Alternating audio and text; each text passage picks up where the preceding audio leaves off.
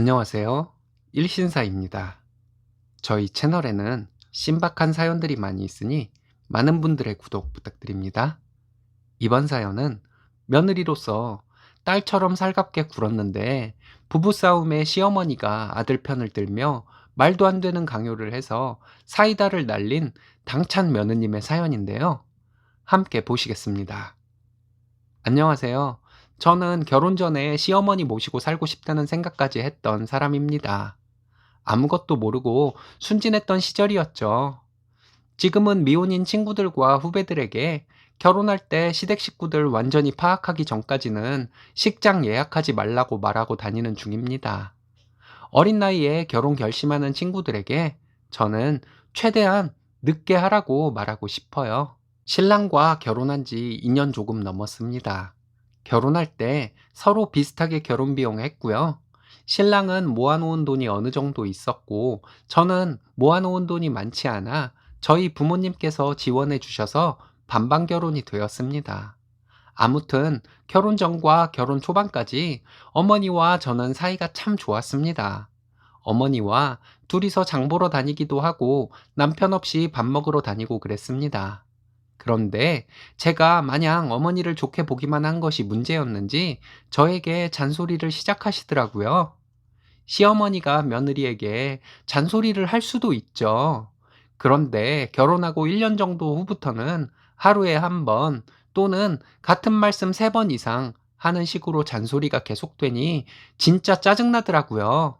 결혼하고 1년 정도 지났을 때입니다. 지금으로부터 1년 전이네요.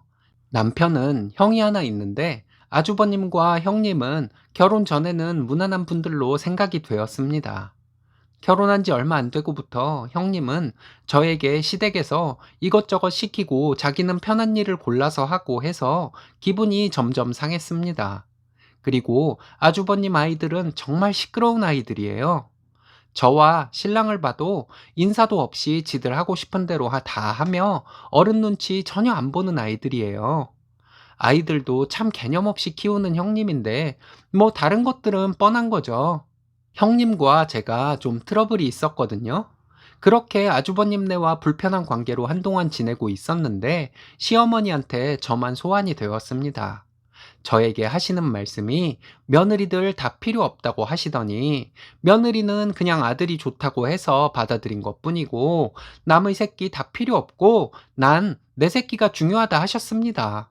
게다가 너희 여자들끼리 싸움에서 사이 좋았던 내 새끼들 사이는 생각 안 하냐 하시며 막말을 하시더군요. 그러면서 제가 먼저 사과를 하라고 강요를 하셨습니다. 제가 예 할 줄 알았는데 대답을 안 하니 계속 대답을 하도록 강요를 하시더라고요. 저 그렇게는 못하겠다고 했습니다. 그랬더니 어머니는 알겠다. 더 이상 할 말 없다. 이러셨습니다. 그런데 어머니 기분이 나빠지시거나 말거나 제가 형님에게 사과를 해야 할 일은 아니었거든요. 형님과 있었던 일은 전부 말하기 뭐해서 적지는 않겠습니다. 아무튼 저는 사과는 잘못한 사람이 해야지 아랫사람이라고 또는 힘이 약한 사람이라고 사과하는 것은 아니라는 생각이 들어서 시어머니가 하라는 대로 형님에게 사과할 수는 없다고 한 것이었습니다. 그 뒤로 정말 저는 기본만 하게 되었습니다. 남의 새끼 필요 없다 하시는데 지금까지 내가 뭘 위해 어머니에게 잘했나 싶고 여러 가지 생각이 들더라고요. 전화도 잘 드리지 않고 함께 장 보러 가는 것도 바쁘다는 핑계로 함께 안 갔어요. 가끔 밥 먹자고 시어머니에게 전화가 오면 방금 밥 먹었다고 하며 거절하고요. 어머니도 언젠가부터 저에게 연락 잘 안 하시더군요. 그런 일로 가끔 뵙게 되었지만 잔소리는 점점 더 심해지셨습니다. 그냥 한 귀로 듣고 한 귀로 흘렸어요.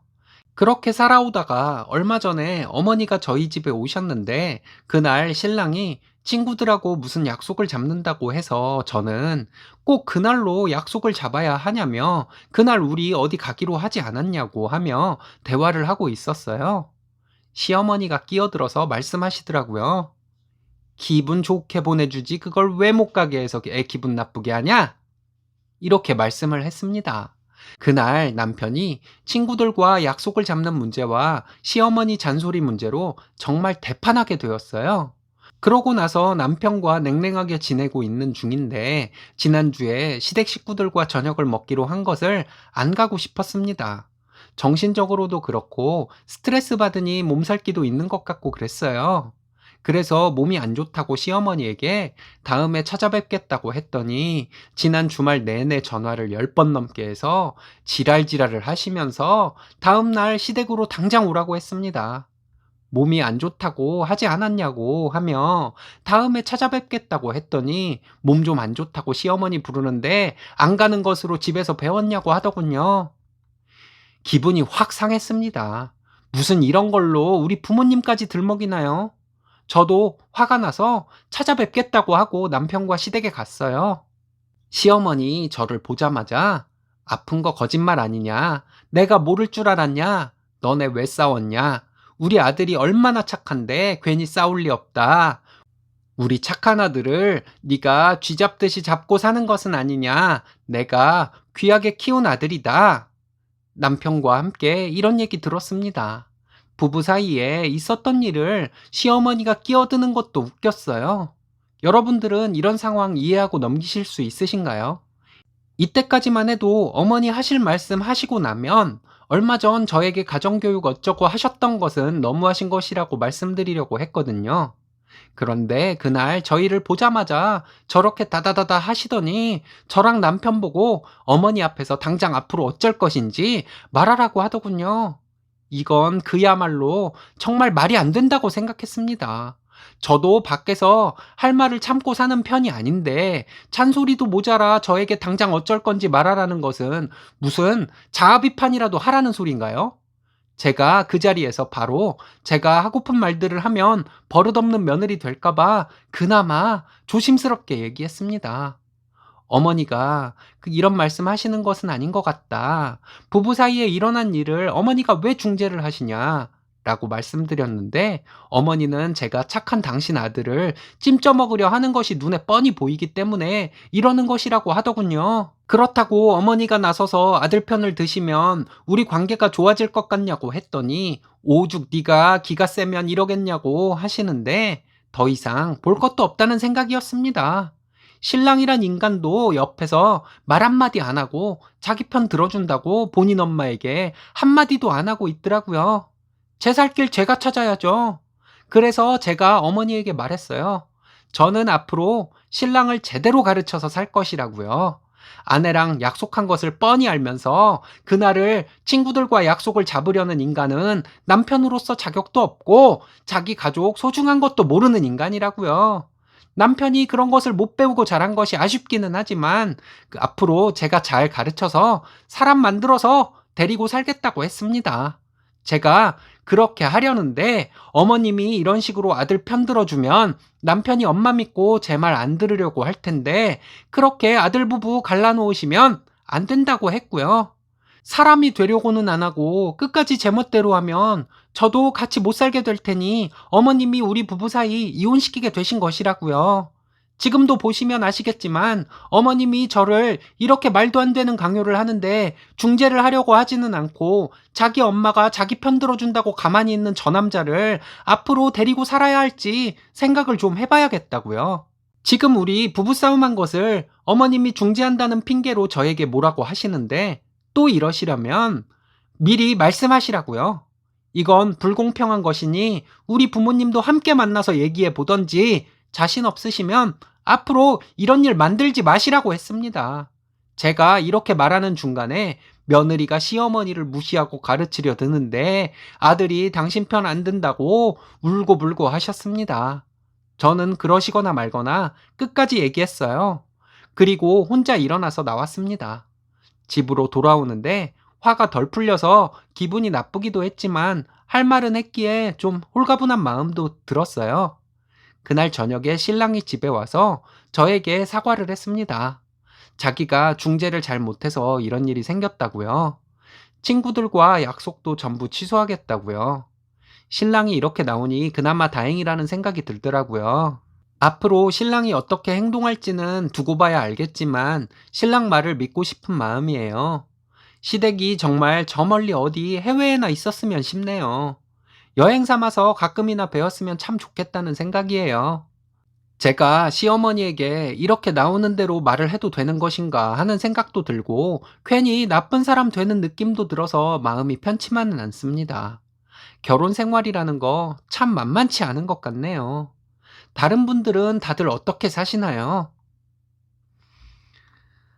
시어머니가 남에게 하는 것처럼만 며느리에게 예의 지키면 고부 갈등 없을 텐데 개념 없는 사람들은 며느리가 세상에서 제일 만만하다 생각하나 봅니다. 쓰니님, 잘하셨어요. 앞으로는 시어머니가 쓰니님 만만하게 보고 막말하시거나 이상한 강요를 하지는 못할 것 같습니다. 이번 사연은 아이에게 좋은 것만 먹인다며 여러 사람 기분 나쁘게 하던 동서가 대반전 응징을 당했다는 사연인데요. 진정한 사이다 사연입니다. 함께 보시겠습니다.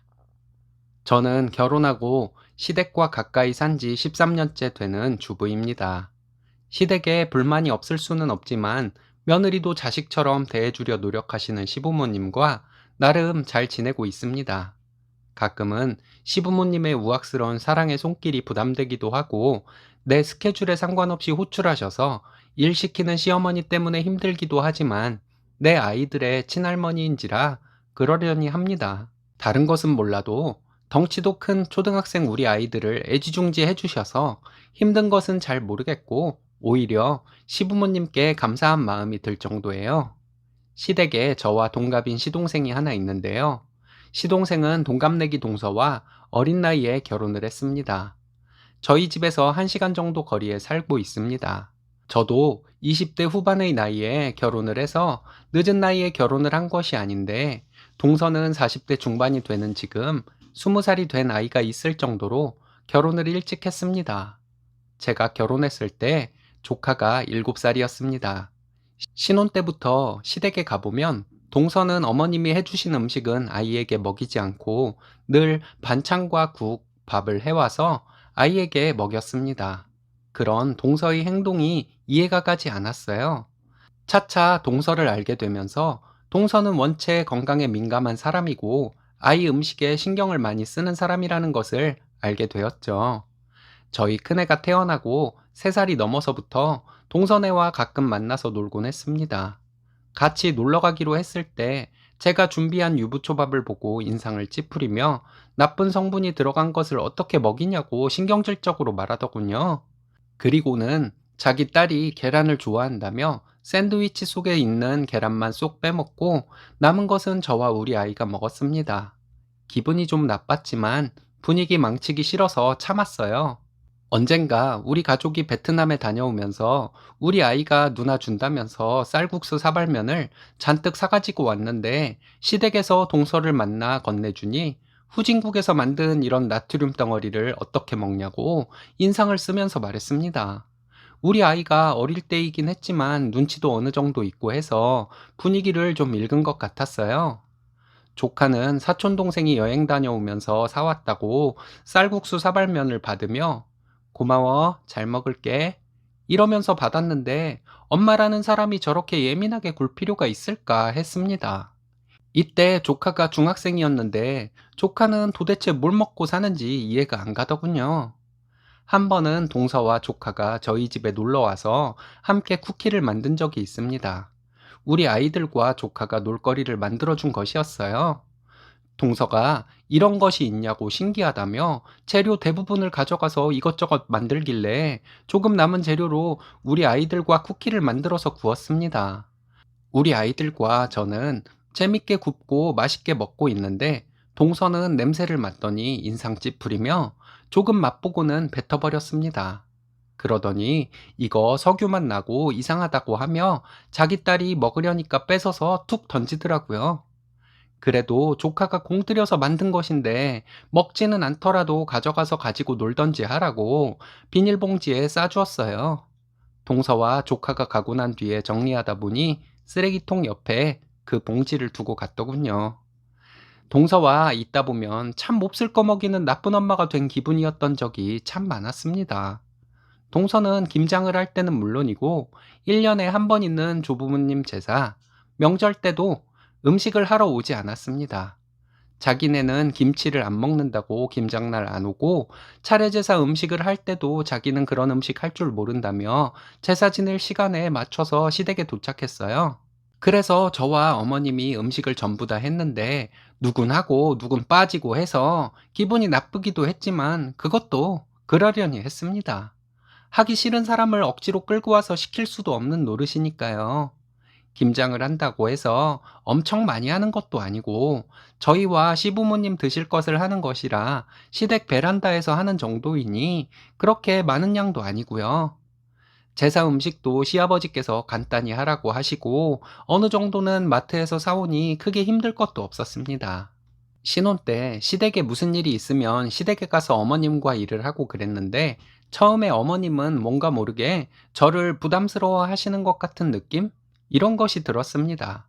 일이 끝나고 나면 식사 시간이나 차를 마실 때 아버님은 제가 일을 잘한다고 입에 침이 마르도록 칭찬을 하셨고요.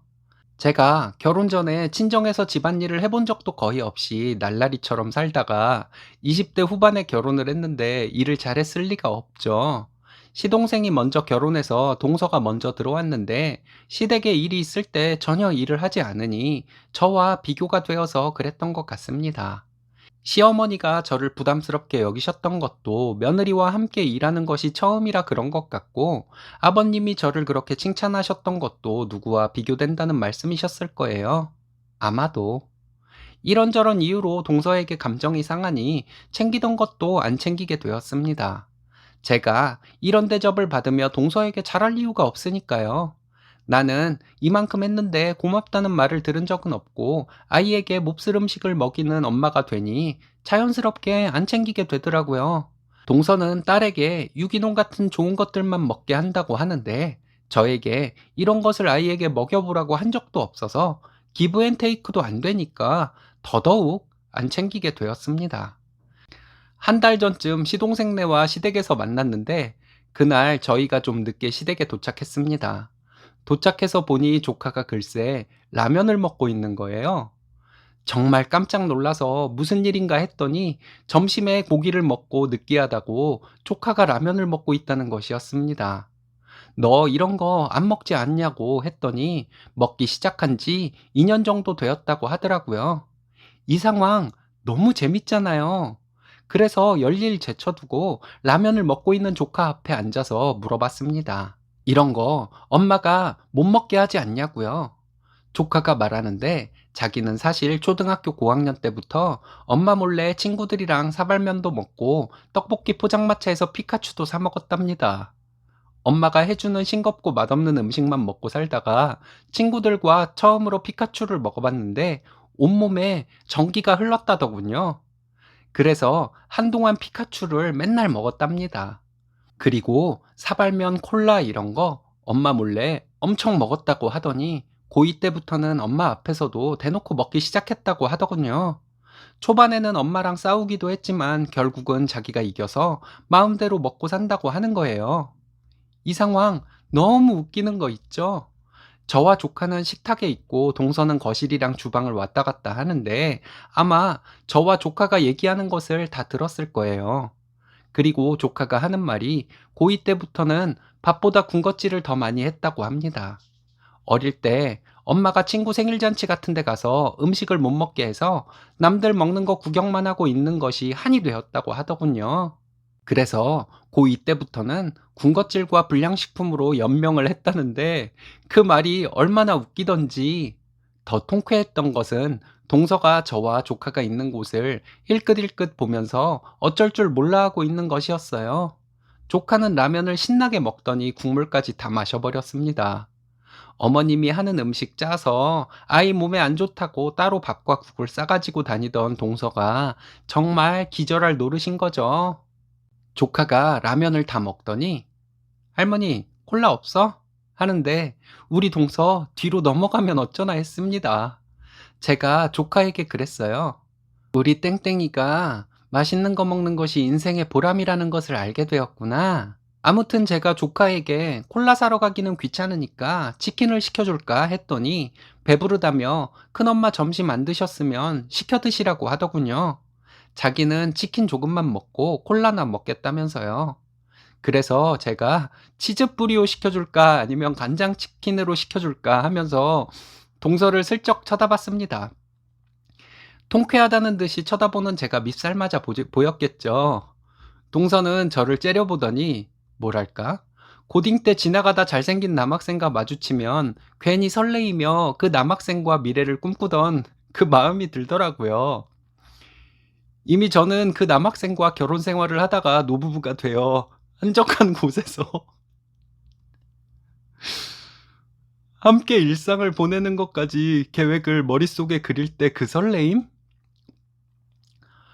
동서가 저를 계속 째려보는데 저는 생글생글 웃으면서 동서를 쳐다봐 주었습니다. 하도 동서가 째려보길래 진짜 고딩 때로 돌아가 "야, 뭘 봐 있냐나?" 하고 싶었어요. 치킨이 배달되고 우리 가족과 조카가 함께 먹고 있는데 동서가 조카에게 "아까 라면도 먹고 무슨 또 치킨을 먹냐."고 잔소리를 하더군요. 이렇게 그렇게 짠 거 많이 먹으면 안 된다고 뭐라 하는 것이겠죠. 조카가 하는 말이 "이런 거 많이 먹으니까 아토피가 더 없어졌잖아." 하는 거예요. 뭔 소린가 했더니 조카가 어렸을 때 아토피가 좀 있었는데 자기가 엄마 몰래 군것질을 시작한 뒤로 아토피가 오히려 덜해졌다고 하더군요. 조카랑 우리 아이들이 편하게 뭔가를 함께 먹는 것은 그날이 처음이었습니다. 조카랑 우리 아이들이 "누나는 그거 좋아해? 너는 그거 먹어봤어?" 이러면서 대화를 하니 서로 많이 친근해 보이더라고요. 유기농도 좋고 저염식도 좋죠. 동서의 말이 틀린 것은 아닐 거예요. 그런데 동서는 유난을 떠는 방식이 꼭 사람을 기분 나쁘게 하는 방식이니 제가 볼 땐 자기가 유난스러워 보이고 싶은 것일 뿐 음식에 대해 깊이 연구를 했다거나 한 사람은 아닌 것 같습니다. 어쨌든 저는 10년 넘게 동서에게 기분 나빠했던 것을 뜻밖의 일로 모두 되갚아준 느낌이에요. 손 안 대고 코 푼다는 것이 이런 것이구나 했습니다. 다음에 시댁에서 시동생네 만나면 조카랑 뭘 먹을지 고민이네요. 먹으면 힐링되는 음식 있으면 추천 부탁드립니다. 그런 음식은 보통 자극적인 음식일 수밖에 없을 텐데 동서가 또 저 째려보겠네요. 진짜 사이다네요. 읽으면서 힐링이 되는 사연 감사합니다. 이러다 쓰니님 앞으로 조카와 맛집 투어 다니시는 거 아닌가 모르겠습니다. 이번 사연은 여자가 희생하고 사는 것을 당연시 여기던 남친과 어머니에게 반기를 들며 시원하게 파혼을 했다는 여자분의 사연인데요. 함께 보시겠습니다. 안녕하세요. 30대 초반 여자입니다. 결혼을 계획하고 있는 중이었어요. 상견례도 아직 하지 않았고 저와 남친 둘이서 계획을 하고 있는 중이었거든요. 신혼집 때문에 대출을 받아야 하니 살림이 빠듯할 것이라는 것은 남친도 저도 잘 알고 있었고요. 결혼은 최대한 약소하게 하고 맞벌이해서 대출금 갚아 나가야 할 것이라 얘기가 된 상태였습니다. 얼마 전에 남친 부모님과 식사를 하다가 부모님께서 제 나이가 30이 넘었으니 결혼하면 얼른 아이를 갖는 것이 좋지 않겠냐 하시길래 저는 아무 생각 없이 이래저래 빚 갚느라 아이는 늦게 가지는 것이 좋을 것 같다고 대답해 드렸습니다. 남친 어머니는 여자가 한 살이라도 젊을 때 낳아야 한다 하시길래 저는 또 아무 생각 없이 남자도 한 살이라도 젊을 때 아이를 가져야 좋다고 대답했더니 분위기 싸해지고 여자가 어쩌고 하는 말씀만 듣다가 왔습니다. 기분이 많이 상했고 기분 나쁘다고 남친에게 얘기를 했더니 어른들이니 이해하라고 하면서 굳이 피임하지 말고 임신되면 낳자고 하더라고요. 임신하면 일도 못하고 대출금 갚는 것도 힘들 것이라고 했더니 남친은 무슨 소리냐며 제가 아이 낳기 한 달 전쯤에 휴직했다가 아이 낳고 2달 뒤에 복직하고 하면 된다면서 육아휴직 기간 동안 수당 나오지 않냐는 거예요. 제가 다니는 회사가 이름만 들으면 알만한 대기업까지는 아니어도 꽤 큰 기업이라서 육아휴직도 있고 수당도 나오기는 합니다. 남친도 이런 것을 알기 때문에 쉽게 생각하고 한 말인 것은 알겠는데, 제가 임신을 했을 때와 아이를 낳을 때 건강 상태가 어떨지 모르는데 당연하다는 듯이 저렇게 말하는 것이 어이없고 서운했어요. 남친에게 나는 임신하면 몸 상태에 따라서 휴직을 빨리 할 수도 있고 아이 낳고 나서도 최소한 1년은 내 손으로 아이 키우다가 복직을 할 생각이다. 그렇게 되면 2년 정도의 공백이 생길 텐데 남친 혼자 버는 돈으로 감당이 될 것 같지 않아서 아이를 천천히 갖자고 한 것이라고 했더니 갑자기 차를 세우더니 그게 뭔 이기적인 생각이냐고 하더라고요. 무슨 2년이나 그렇게 시간을 끄냐고 하면서 자기가 회사에서 몇 번을 봐온 모습은 임신과 출산으로 보통 여직원들 3에서 6개월이면 복직하고 할 일 다 하고 건강하기만 하더라 이러는 거예요. 거기다가 남친이라는 사람이 덧붙이는 개소리가 일하기 싫고 의지가 박약한 애들이 아이 핑계로 일 안 하려 하는 것이라며 왜 해보지도 않고 벌써 그럴 것이라 혼자 계획을 세웠냐고 저를 몰아세웠습니다. 제 성격상 누가 저에게 뭐라고 하면 당황해서 따지는 것을 잘 못하는데 화는 나고 말싸움은 못하겠고 해서 정말 짜증났습니다. 저도 임신과 출산, 육아에 대한 경험이 없기도 하고 남들 하는 말을 주워 듣기만 한 것인데 어떤 사람은 아이 낳고 며칠 지나서 바로 운동 다닌다는 사람 얘기도 들어봤고 몇 년간 힘들었다는 사람 얘기도 들어봤던 터라 뭐가 뭔지 잘 모르겠더라고요. 그래서 남친에게 그럼 남친 말대로 그렇게 복직을 한다고 치면 아이 양육은 누가 할 거냐 물으니 저희 엄마와 남친네 엄마가 봐주던가 도움 있으면 된다고 했어요. 그럼 자기는 아이 키우는 것과는 아무 상관이 없는 사람이냐고 하니까 아이는 엄마가 키우는 것이지 남자는 돈만 벌어오는 것이라고 하더군요. 제가 흥분해서 그럼 아이 보호해주고 먹여 살릴 만큼 돈을 벌어오던지 해야 하는데 그럴 능력도 없는 주제에 나한테 일도 하고 아이도 키우라 해놓고는 자기는 아빠 소리만 듣고 기분 내킬 때만 아이 예뻐해줄 생각이냐고 했더니 그건 아니라며 저에게 대뜸 왜 이렇게 이기적이냐고 하더라고요. 미친놈인가 했어요. 지금 내가 이기적인 것이냐? 네가 이기적인 것이지. 내가 아이를 안 낳고 싶어서 이러는 것이냐? 경제적으로 힘들지 않으면 결혼하자마자 아이를 왜 못 낳겠냐고. 서로 다 좋고 편하자고 이러는 것이 아니겠냐? 네 말대로라면 나 하나 희생해서 자기와 자기 엄마 기분 맞춰주라는 것이 아니냐? 너와 니네 엄마가 이기적인 것이지 왜 나한테 이기적이라고 지랄이냐고 하고 결혼 없던 것으로 하자고 한 다음 차에서 내려 택시 타고 집으로 와버렸습니다. 다음 날 자기가 잘못했다고 내 말이 전부 옳다고 하며 전화로 얘기하는데 위기만 모면하려고 하는 거짓말같이 들리고 이런 인간이랑 내가 왜 결혼을 계획했나 후회만 되더라고요. 며칠 생각해 봐야겠다고 연락하지 말라고 하고 전화를 끊었습니다. 그리고 며칠을 생각해 봤는데 남친도 남친 어머니도 생각이 바뀔 사람들 같지는 않더라고요. 며칠 뒤에 남친이 전화가 와서 생각 잘 정리되었냐고 하며 제 말대로 하겠다고 하며 자꾸 만나자고 하더군요. 만나기 싫다고 하고 결혼하고 자기네 엄마가 압박 주고 하는 것을 이겨낼 자신이 없다고 했더니 자기가 조만간 자기 엄마 앞에서 못 박아 얘기할 테니 자기 집에 가자고 하더라고요. 그렇게까지 하는 것은 싫다고 했어요. 이미 그날 어머니한테 여자가 하는 소리 들을 만큼 들었고 내가 무슨 힘이 있다고 어머니 생각을 바꿔놓을 수가 있겠냐고 한 다음에 이 결혼 자신 없다고 했습니다. 지금까지 봐온 것으로 충분하고 노처녀로 늙어 죽는 한이 있어도 너와는 결혼 안 할 것이라고 했는데 자기가 다 해결하겠다고 하는데도 이러는 것은 자기에게 너무한 것 아니냐고 하더라고요. 내가 그럼 너무한 사람 되지 않으려고 결혼하냐며 결혼이 무슨 자선 사업이냐 했습니다. 우리는 이제 끝이니까 아이 낳아주고 돈도 벌어오는 참한 여자 만나서 결혼하라고 하며 전화를 끊어버렸습니다. 며칠간 계속 전화 오는데 안 받고 있는 중이에요.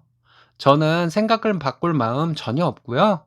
남친 어머니도 전화 오는데 안 받고 있습니다. 제가 전화 받아봤자 좋은 얘기 안 나올 것 같아서요. 괜히 어른에게 싸가지 없게 말했다는 소리 들을까봐 전화를 안 받은 것인데 어제 남친 어머니 문자로 미안하다며 다시 생각해보라고 아들이 너무 속상해한다고 보내셨어요. 별로 답장하기 싫었는데 결혼관이 차이가 나서 결혼 못하겠다. 이런 내용으로 간단하게 답장 보냈습니다. 그리고 앞으로 연락하지 마시라는 것도 문자로 적어 보냈고요. 남친도 이제 그만 연락했으면 좋겠는데 연락이 계속 오네요.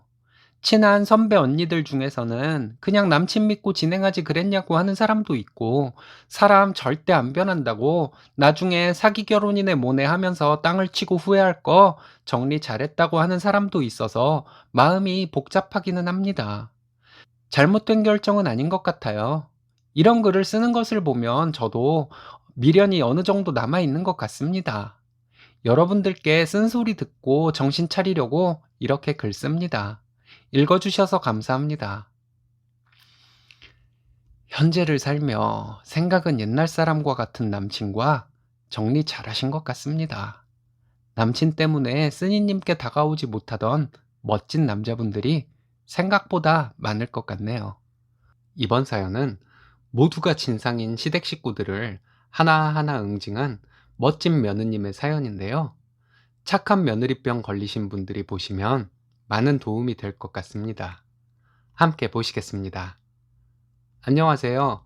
저는 올해 32살이 된 결혼 4년차 여자입니다. 아이는 아직 없고 내년에 가질 계획이고요. 시댁 식구들과 중간 역할 못하는 남편 때문에 스트레스 엄청 받으며 살았습니다. 저는 성격상 대화 도중에 큰 소리가 나거나 상대가 기분 나쁘다는 투로 말을 하면 어쩔 줄 몰라서 눈물부터 나려 하는 성격이었어요. 그래서 시댁 식구들의 만행들에 말 한마디 못하고 참고만 살다가 저도 못 참겠어서 할 말 다 하고 때로는 먼저 공격적인 말도 하고 하다 보니 그런대로 시댁 식구들의 진상짓이 정리가 되었습니다. 친정엄마에게 말을 해봐도 좋게 좋게 하라는 말씀뿐이어서 판에 시집살이 대처법에 대해 조언을 구하는 글 한 번 올렸다가 욕 무지하게 먹으면서 대처법을 배웠습니다. 하, 평생 먹을 욕 그때 다 먹은 것 같네요. 친구들 중에서 서로 흥분한 상태에서도 웃으면서 할 말 다 하는 친구가 정말 부러웠습니다.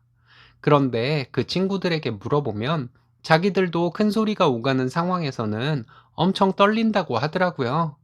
근데 여유로운 척 하면서 상대를 놀리고 화나게 만드는 말을 하는 것이라고 하더군요. 그게 어떻게 되냐 물으니 하다 보면 된다고. 결혼 전까지만 해도 누군가와 서로 감정 상할 일 있으면 안 보면 그만이라고 생각하고 싸울 일을 피하기만 했었는데 시댁 식구들은 피할 수가 없으니 참 힘들었습니다. 저도 나중에는 이러다 내가 죽겠다 싶으니 시댁 식구들과 얘기할 때 이런 얘기가 나오면 이렇게 말해야지 하면서 혼자 말하는 연습을 하게 되더라고요. 신랑도 순하기만 한 사람이라 내 살 길 내가 찾아야 한다는 생각에 그랬던 것 같습니다. 신혼 때부터 시댁 식구들 한 명 한 명이 저에게는 큰 스트레스였습니다. 한 달에 한두 번 뵙는 시부모님이 그 중에서 저에게 스트레스를 덜 주는 분들이었어요. 신랑은 이남 일녀인데 형이 있고 여동생이 있습니다. 아주버님은 올해 40이 된 사람이고 나이가 있다 보니 작년부터는 결혼을 포기했다고 말하기 시작하더라고요. 시누이는 미혼이고 저와 동갑입니다. 신혼 때 아주버님과 시누이는 매주 주말마다 저희 집에 왔어요. 그렇게 주말마다 아주버님과 시누이가 저희 집에 와서 술판을 벌이는 것을 거의 1년 반을 참고 살았네요. 처음에는 저도 그런 술자리가 재밌기도 해서 함께 즐기고 그랬는데 술상을 차리는 것과 치우는 것을 혼자 다 하려니 너무 힘들고 치우는 것은 신랑이랑 함께 한다 해도 별 도움도 안 돼서 너무 짜증나더라고요. 그것도 그렇지만 아주버님과 시누이가 하는 행동들이 정말 정상인 같지 않은 것들이 많아서 더 힘들었습니다. 제가 시댁 식구들 각각 어떻게 처리했는지 적어 볼게요. 일단 시부모님, 신혼 때부터 저희만 만나면 여행 타령을 했습니다. 신랑 앞에서는 말씀 안 하시다가 신랑이 화장실을 가거나 자리를 비운 사이에 두 분이서 기다렸다는 듯이 저에게 여행을 보내달라 하셨습니다. 동남아 정도면 1년에 한 번 정도 보내드릴 수 있다고 생각했어요. 1년에 한 번 시부모님과 친정부모님을 동남아 여행 보내드릴 여력은 된다고 생각했습니다. 그런데 시부모님은 여행 이야기를 하시면서 그렇게 유럽 타령을 하셨어요. 어머니는 폰에 있는 유럽 사진을 보여주시면서 만날 때마다 유럽 여행에 대해서 말씀하셨습니다. 제가 참지 않고 할 말은 하자고 결심한 이후부터 시부모님이 유럽 여행 말씀하실 때마다 저도 가고 싶어요. 어머님, 아버님 유럽 가실 거면 저희 휴가 기간에 저희 꼭 데려가 주세요. 이렇게 말씀드렸더니 언젠가부터 여행 얘기 안 하시더라고요. 여행 얘기가 사라지고 난 후에 시어머니는 옷 사진들을 보여주시는 것으로 바뀌었습니다. 옷 사진들을 보여주시면서 이게 그렇게 편하다고 하더라. 이쁘지 않니? 하셔서 네, 예쁘네요. 하고 대답하면 사달라고 하셨습니다. 그래서 어머니가 옷 사진을 보여주시면 엄청 예쁘다고 하면서 제가 먼저 사달라고 했어요. 제가 자꾸 사달라고 하니까 시어머니는 며느리가 시어머니에게 이런 것을 사주는 것이지 시어머니가 무슨 며느리에게 옷을 사주냐고 하시길래 어머님, 아버님이 저희보다 경제력이 훨씬 좋으신데 무슨 말씀이시냐고 하며 이 정도도 못 사줄 정도로 제가 안 예쁜 며느리냐고 기분 나쁘다는 듯이 말했습니다. 이런 일이 몇 번 있고 나서는 시어머니 저에게 뭔가 요구하시는 일이 사라졌어요. 그때부터 제가 비싼 옷이나 가방 사진 폰에 저장해 놨다가 심심하면 시어머니 보여드리면서 사달라고 하고 있습니다. 아버님은 가끔 허허하고 웃으시면서 하나 사주라고 하시고 어머니는 아버님 째려보시고요. 내가 먼저 사달라고 하지 않으면 시어머니가 또 뭔가 요구할 것 같아서 주기적으로 필요도 없는 옷이나 가방 시어머니에게 사달라고 하며 살고 있습니다. 시어머니가 저를 부담스러워 하시며 스트레스 받아 하시는 모습 참 보기 좋아요. 두 번째는 아주버님. 신혼 때 1년 넘게 주말 술자리에서 저에게 소개팅을 시켜달라고 했습니다. 제 친구들을 소개해달라고 하는데 정말 누구 쌍 싸다고 맞으라고 그런 소리를 하는 건지 제 친구랑 8살 차이가 나는데 제가 무슨 소리를 들으려고 아주버님에게 제 친구를 소개해 주나요?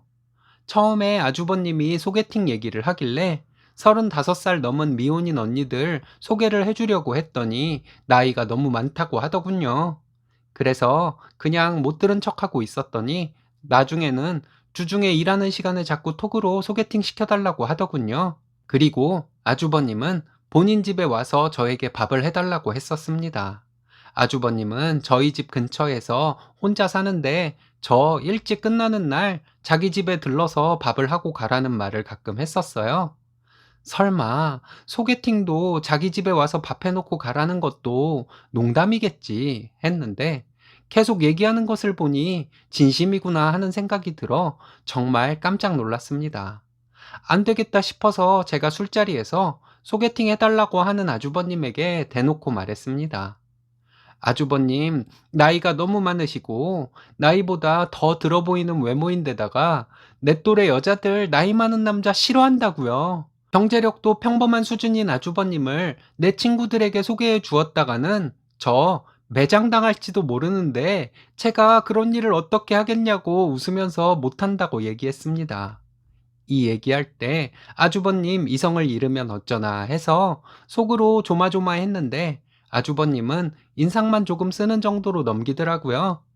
그리고 자기 집에 와서 밥 차려놓고 가라는 말에 무슨 말도 안 되는 소리를 하시냐고 하며 아주버님 결혼 안 하신 거 정말 다행이라고 했더니 신랑이 빵 터졌어요. 저도 웃으면서 신랑에게 형이 저런 헛소리를 하면 진작 못하게 했어야지 뭐가 좋다고 웃냐고 말했는데 다들 웃는 분위기라 아주버님 화도 못 내고 그 다음부터는 그런 소리 안 하더라고요. 세 번째, 욕부터 나오는 시누이. 시누이는 저희 집에 올 때마다 제 물건을 만지고 마음에 드는 물건 있으면 달라고 했습니다. 주말마다 저희 집에 오던 때에 시누이는 저희 집에 와서 드레스룸부터 들어가서 제 옷을 이것저것 입어보고 이거는 또 언제 샀대요? 언니 돈 많은가 보다. 이러면서 꼭 뭐 하나씩 집어갔습니다. 참다 못해 한번 내 물건이나 옷 가져가지 말라고 했더니 바로 거실로 나가서 신랑과 아주버님에게 말하면서 제가 죽자고 덤벼들어서 무서웠다면서 실실 웃으면서 저를 쳐다보더라고요. 그러면서 오해 그만하고 저도 시댁에 오면 자기 거 갖고 싶은 거 있으면 가져가라고 하더군요. 그러면서 우리 술 먹고 풀어요. 하는데 정말 시누이와 아주버님에게 할 말은 하기로 결심한 이후에 주말에 드레스룸과 방문들을 전부 잠궈버렸습니다. 어차피 거실에서 큰 상 펴고 술자리를 하니까요. 시누이 그날 저희 집에 오자마자 드레스룸 문이 잠겨 있으니 왜 잠궈놨냐고 하더라고요. 아가씨가 자꾸 내 물건 만지고 가져가는 것이 싫어서 그랬다고 웃으면서 말해 주었어요. 형제끼리 뭘 그렇게 치사하게 구냐고 하길래 출가한 형제 집에 와서 제멋대로 이것저것 만지고 갖고 싶은 것 있으면 가져가고 하는 것이 도둑질이라는 것도 모르는 사람에게는 이렇게 하는 방법밖에 없는 것 같다고 웃으면서 말해 주었습니다. 그리고 참고로 방문도 잠궈놨으니 방에 꼭 들어갈 일 있으면 저에게 말하고 방에 들어갈 만한 정당한 사유가 있으면 열쇠로 방문을 열어주겠다고 활짝 웃으면서 말했습니다. 그날 시누이가 계속 인상 쓰고 있길래 술 따라주면서 기분 나쁘냐고 그러길래 진작부터 기본 예의를 지켰으면 되지 않았냐고 하며 기분 풀라고 말해 주었습니다. 속으로는 시누이에게 쌍욕을 하면서요. 시누이는 또 주말에 저희 집에 와서 술자리 할 때마다 제가 안주 먹는 걸로 뭐라 했어요. 살살 웃으면서 저에게 요즘 좀 찐 것 같은데 관리 안 하냐고 하며 결혼했다고 퍼지면 안 된다고 했습니다. 웃으면서 농담처럼 말하니까 화를 낼 수도 없고 신랑과 아주버님도 웃어넘기니까 화를 내면 성질 이상한 사람으로 몰릴까봐 두렵기도 해서 말을 못했어요. 시누이는 완전 마른 체형이고 저는 보통 체형인데 자기가 마른 것이면서 저에게 자꾸 살쪘다고 뭐라고 하는 것이 정말 짜증났습니다. 제가 한 번은 시누이를 먼저 공격했어요. 너무 말라서 남자들이 아가씨 여자로 안 보는 것 아니냐고요. 그래서 남친을 못 사귀는 것 아니냐고요. 아가씨 너무 말라서 광대뼈가 두드러져 보여서 얼굴도 부담스러운데 여자 몸매도 아니고 그냥 깡마른 중년 남자 같은 몸매를 가져서 남자들이 여자로 안 볼 수도 있으니 일단 식사량부터 늘려서 살부터 좀 찌라고 했습니다. 요즘 성형하는 거 흠도 아닌데 광대뼈는 대학 때 좀 깎지 왜 그냥 두었냐고 했더니 저에게 욕하고 울고불고 난리였어요. 신랑이 그래도 새언니인데 어딜 욕을 하냐고 했는데도 욕을 멈추질 않더라고요. 시누이가 저에게 욕을 하니까 저도 화가 났긴 했는데 끝까지 웃으면서 계속 광대뼈 크다, 허리부터 골반까지 일자로 뻗었다 하면서 계속 남자 몸매라서 남친이 없는 것인데 왜 나한테 화풀이를 하냐고 놀려주었습니다. 저에게 계속 소리 지르면서 욕을 하는 시누이에게 아주버님이 그만하라고 말리며 소리 지르다가 뺨을 한 대 때렸더니 조용해지더라고요. 제가 아주버님에게 아무리 동생이어도 30이 넘은 여자를 어떻게 때릴 수가 있냐고 했는데 속으로는 참 통쾌했어요. 아가씨 괜찮냐고 하면서 그러길래 왜 기분 좋게 술 한잔 하러 와서 별것도 아닌 걸로 그렇게 분위기를 망쳐놓냐고 기분 풀고 술 마시자고 웃으면서 말했습니다. 시누이는 계속 울고불고 오빠들에게 욕하고 하다가 아주버님한테 끌려나갔습니다. 그 다음부터는 자연스럽게 저희 집에서 술자리를 하는 것이 사라져 버렸습니다. 지금은 이것저것 사연글도 많이 읽어보고 해서 그때 가장 큰 문제가 중간 역할 제대로 못한 신랑이라는 사실을 알지만 그 당시에는 저도 신랑도 처음 겪는 일이라 어쩔 줄 몰라서 그랬던 것으로 이해하고 살고 있어요. 가끔 신랑에게 신혼 때 얘기하며 중간 역할 제대로 하라고 한마디씩 하면 신랑 아무 말도 못해요. 시누이는 지금도 가끔 만나면 제가 웃으면서 몸매나 광대뼈 가지고 놀리는데 기분 나빠하면 장난으로 그런 걸로 뭘 인상을 쓰냐고 하면서 웃어줍니다. 매번 그런 소리를 하면 제가 작정하고 시누이 놀리는 것이 될까봐 아주 가끔만 그래요. 아주버님은 가끔 소개팅 어쩌고 아직도 그러는데 시어머니 듣는 데서 나이 많고 능력 없어서 내 친구들은 절대 안 된다고 친구들에게 무슨 욕을 먹으려고 내가 아주버님을 소개해 주겠냐고 말했다가 시어머니한테 한 소리 들은 적이 있었습니다. 시어머니에게도 끝까지 웃으면서 어쨌든 친구들 사이에서 매장당할 수도 있어서 아주버님과 내가 아는 여자와 절대 소개팅 시켜줄 수 없다고 했습니다. 예전에 올렸던 글에 많은 분들이 조언해 주신 대로 할 말 다 했는데 어떤 분의 말씀대로 아무 일도 안 생기더라고요. 저는 제가 하고 싶은 말 다 하면 난리 나고 큰일 나고 할까봐 겁이 났을 뿐 현실은 다르더라고요. 할 말 다 하면서 때로는 공격적으로 때로는 놀리면서 말했더니 시댁 식구들 오히려 저에게 잘하려고 하는 것을 보면서 좀 놀라기도 했습니다. 제가 과거에 그랬던 것처럼 착한 며느리병 걸리셔서 힘들어 하시는 분들에게 자신있게 말씀드릴 수 있어요. 할 말 다 하셔도 된다고요. 걱정하시는 그런 큰일은 절대 안 생길 거라고요. 제가 시댁 식구들이 하는 헛소리에 할 말하고 있으면 신랑도 제 말에 맞장구 치면서 도와줘요. 가끔은 어제 신우가 한 말에 이렇게 말할 걸 하고 후회하곤 하지만 항상 저는 시댁 식구들에게 말로 이기니까 가끔 짜증나는 일이 있어도 괜찮답니다. 어떻게 마무리를 지어야 할지 모르겠네요. 제 이야기 들어주셔서 감사합니다. 모든 분들 항상 건강하시길 바랄게요. 정상인 같지도 않은 시댁 식구들의 시집살이 극복하시려고 말빨 키우시느라 고생 좀 하셨겠어요. 쓰니님 대단하시네요. 멋지십니다. 사연은 남편이 전업주부이고 시어머니 모시고 살며 일하는 며느리에게 집안일을 강요하던 시어머니가 응징을 당하고 쫓겨난 사연인데요. 함께 보시겠습니다. 안녕하세요. 30대 초반에서 중반으로 넘어가는 유부녀입니다. 결혼한 지는 만 1년 정도 되었고요. 아이는 아직 없습니다. 제가 한 행동이 잘못된 것인지 많은 분들에게 판단을 받아보려 이렇게 글을 보냅니다. 일단 경제적인 상황부터 말씀을 드린다면 저와 남친은 흔히 말하는 반반 결혼을 했습니다. 저는 제가 모은 돈으로, 남편은 어머님이 도움을 주셔서 반반 결혼이 되었어요.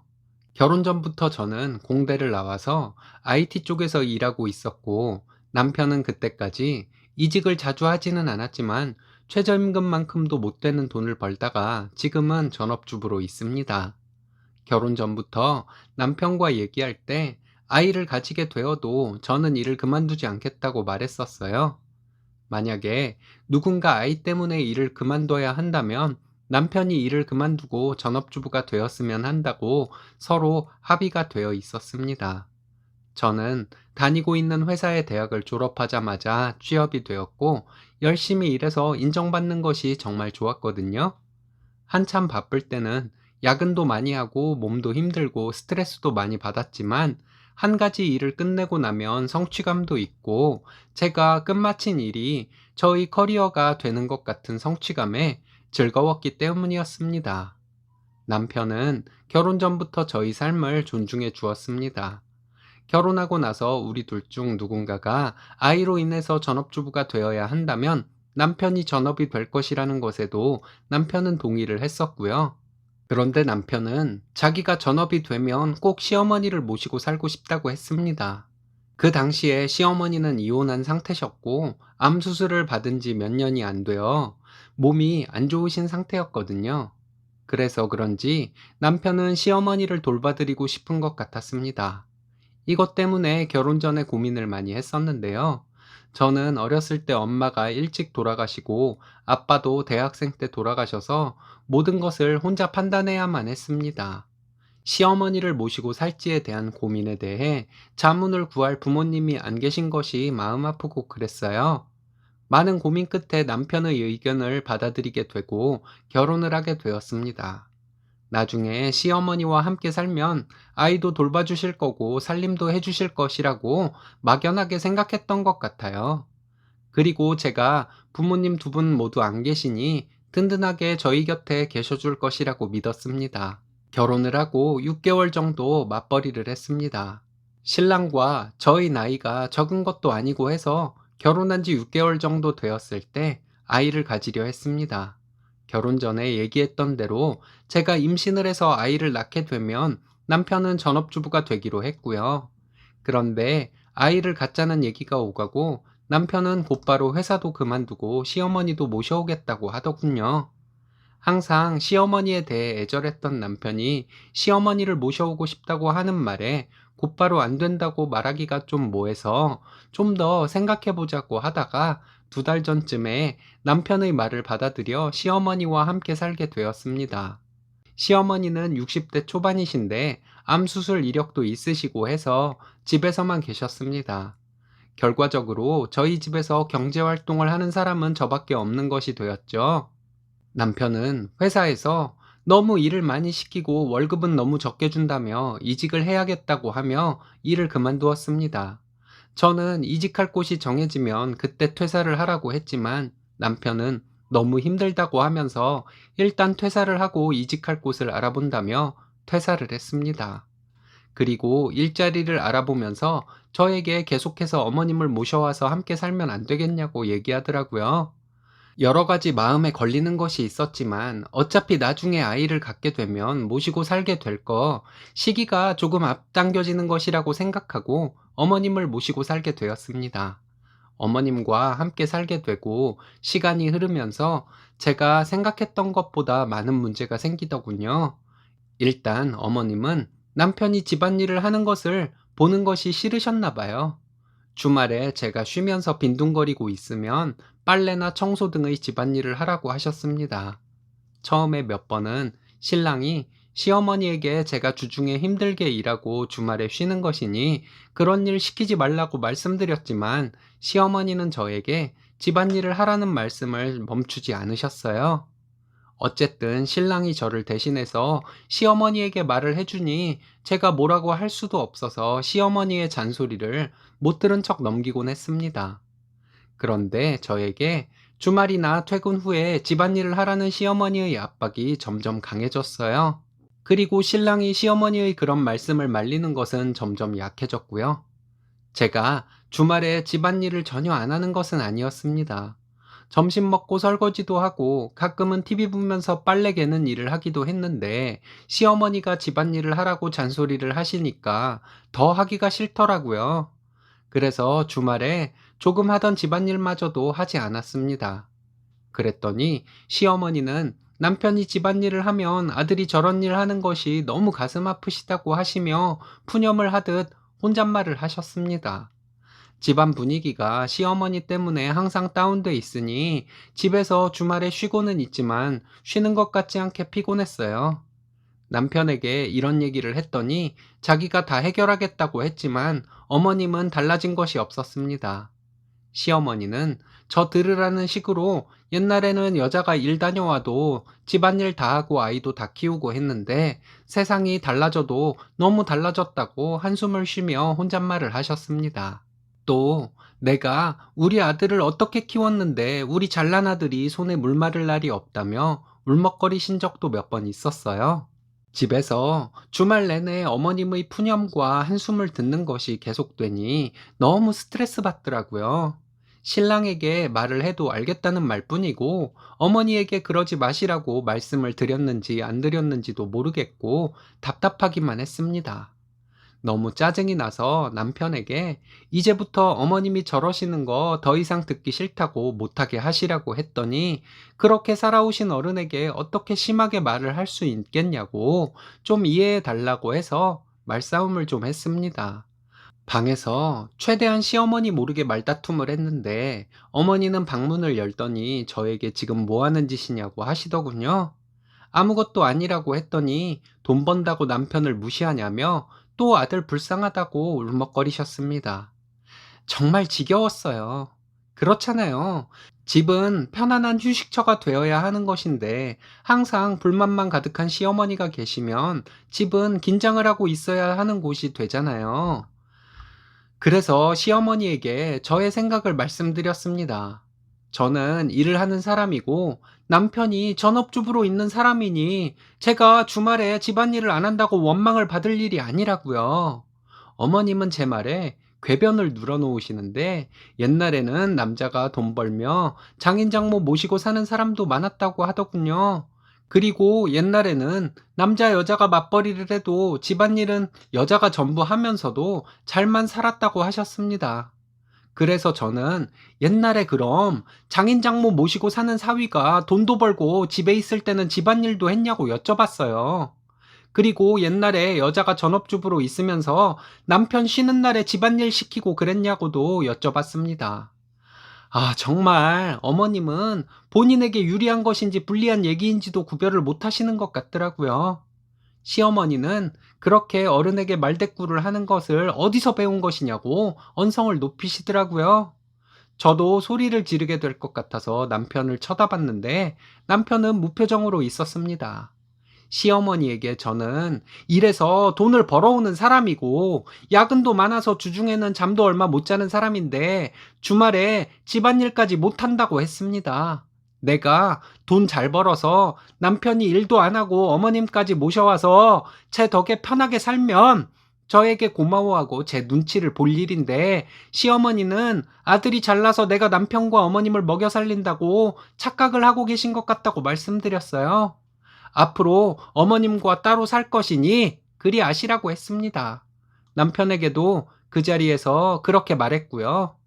남편에게 어머님 근처에 집 구해드리고 우리 집 살림 다 하고 어머님 댁에 가서 보살펴 드리던지 하라고 했습니다. 아니면 어머님 모시고 나가서 잘 봉양하면서 살던지 하라고 했습니다. 내가 무슨 남편이 어머님 봉양하는데 돈 대주려고 결혼했는 줄 아냐고 했는데 말하다 보니 더 화가 나더라고요. 그래서 그냥 이혼하자는 말이 목구멍까지 차올랐지만 차마 그 말은 하지 못했습니다.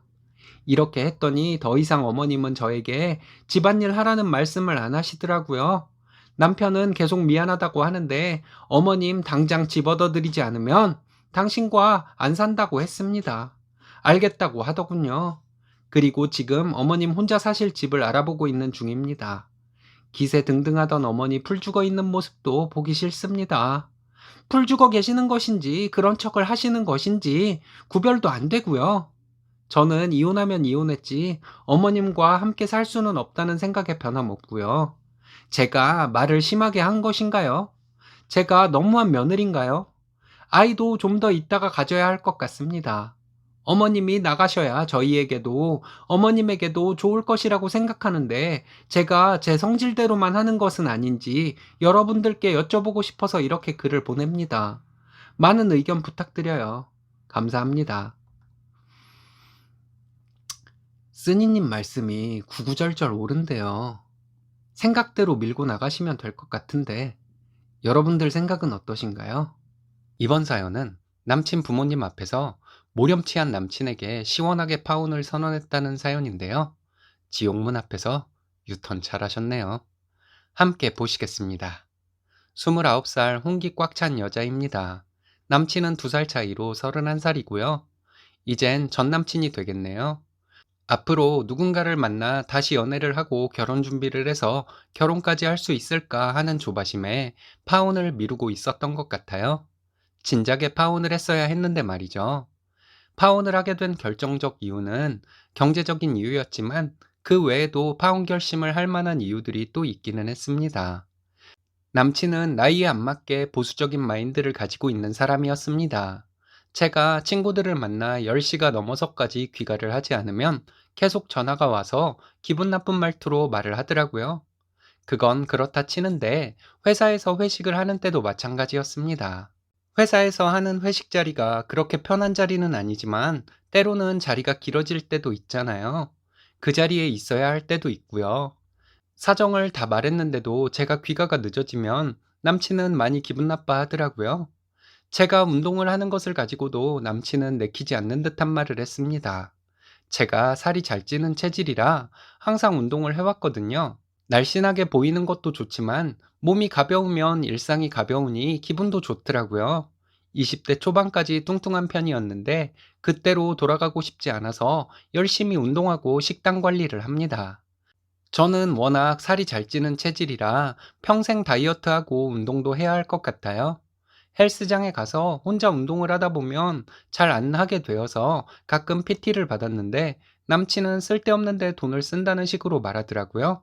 아직 운동을 배울 것도 많고 전문가에게 관리를 받으며 운동을 하면 더 열심히 하게 되어서 하는 것이라고 말해도 이해를 못 하더라고요. 그리고 제가 종종 피부 관리를 받습니다. 외모를 가꾸는 것에 쓸데없이 돈을 썼다는 식으로 말하는 남친의 말이 좀 어이없었지만 그냥저냥 넘어갔어요. 제가 외모가 그렇게 좋은 편이 아니라 성형을 하지 않는 한 지금 같은 평범한 외모를 유지하기 위해 나름 해온 것이 운동과 피부 관리였어요.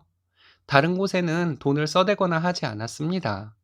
사회생활을 하면서 외모 관리가 쓸데없다는 것은 타고난 미남 미녀에게나 해당되는 것이라고 생각했습니다.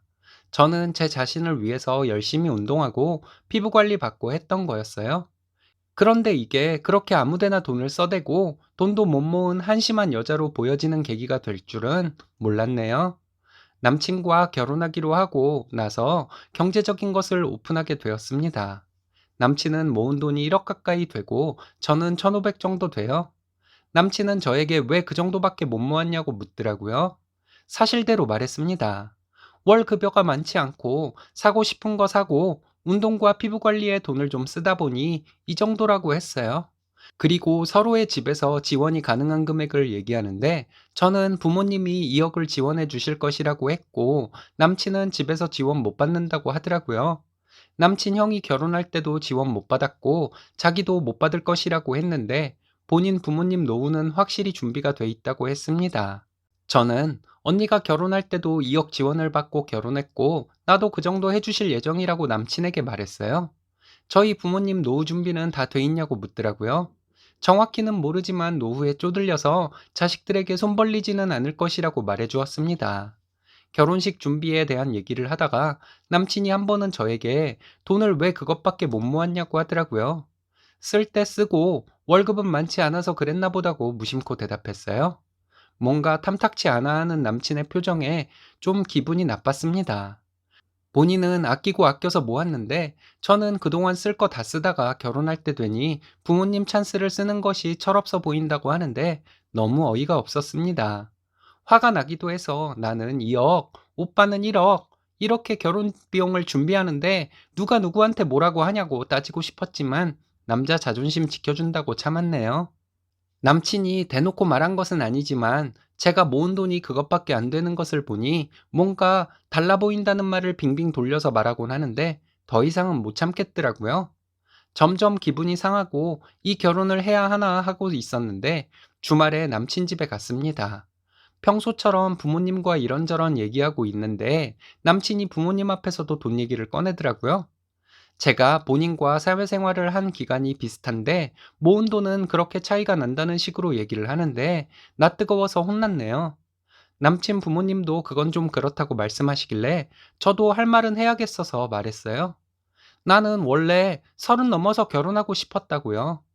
남친 부모님이 지원해 주실 경제력이 없으시니 남친이 몇 년 더 돈을 모아서 그때 결혼하자고요. 그러면 저도 돈을 어느 정도 더 모을 수 있을 것이고 저희 부모님이 지원해 주시는 돈까지 합치면 제가 준비하는 결혼 자금이 적지는 않을 것이라고요.